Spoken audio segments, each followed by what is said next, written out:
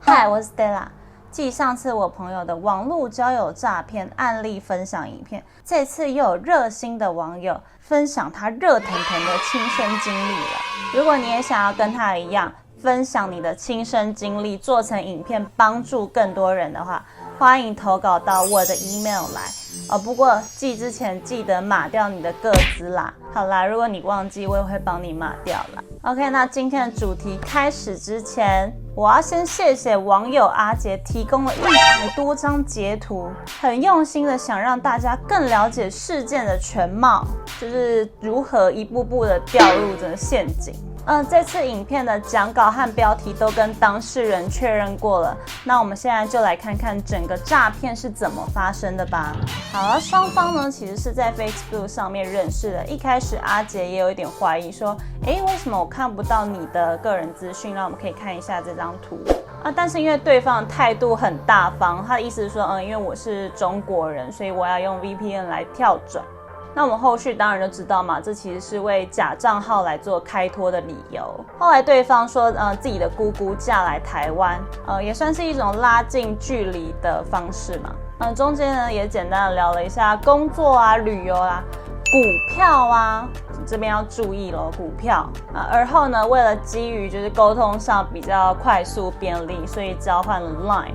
那我们可以看这张截图，那也因为交换了 Line， 所以呢就开启了以下的日常会话，中间就聊了很多个人的日常琐事啦，像是我今天吃什么啊，他也都会拍照。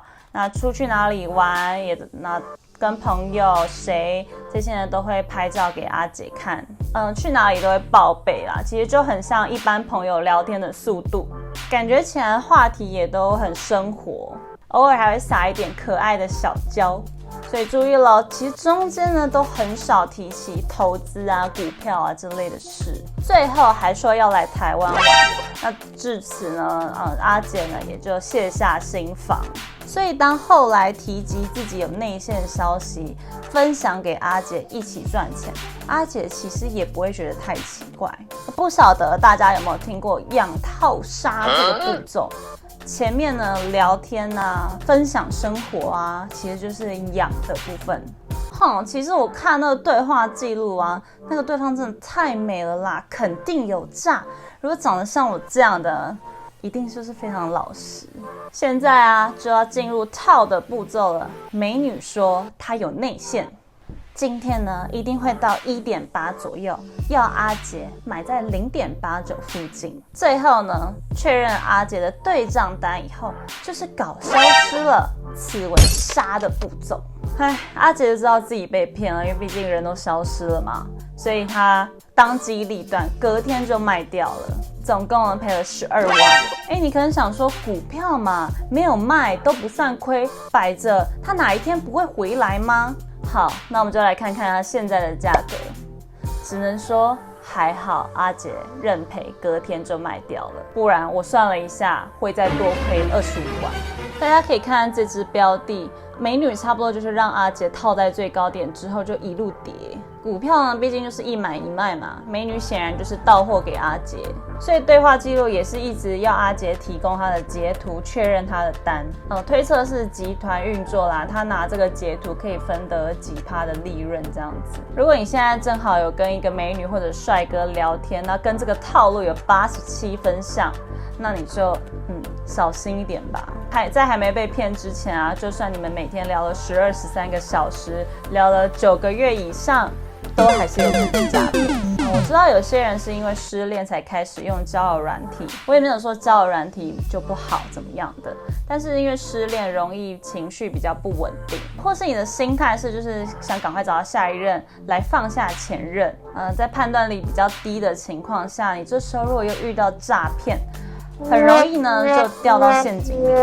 那关于失恋怎么度过呢？大家熟知的就是跟朋友聊天啊，或者运动啊，是这些的。我前阵子看到一个蛮有趣的 app 叫做 Breakout Tours， 就是它可以依照你的心情定制你的疗伤之旅。根据研究啦，分手呢可能会经历5个心情的阶段，拒绝、愤怒、迷惘、沮丧，然后接受。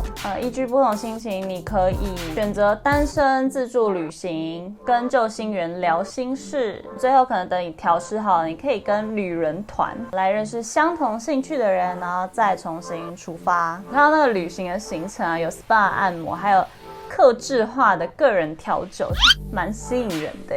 老话一句，诈骗手法一直在变，可能我这支片都还没剪完，套路又不一样了。今天帮大家简单的整理总结，保持核心 SOP， 见面前不汇钱，见面后不做，风险降一半。网络交友当然有真爱，但是真爱不会对你随便对待。希望这支影片你们会喜欢，赶快按赞哦，分享给好像快要遇难的朋友。别忘了就是要订阅和小铃铛。我们下次见喽，拜拜。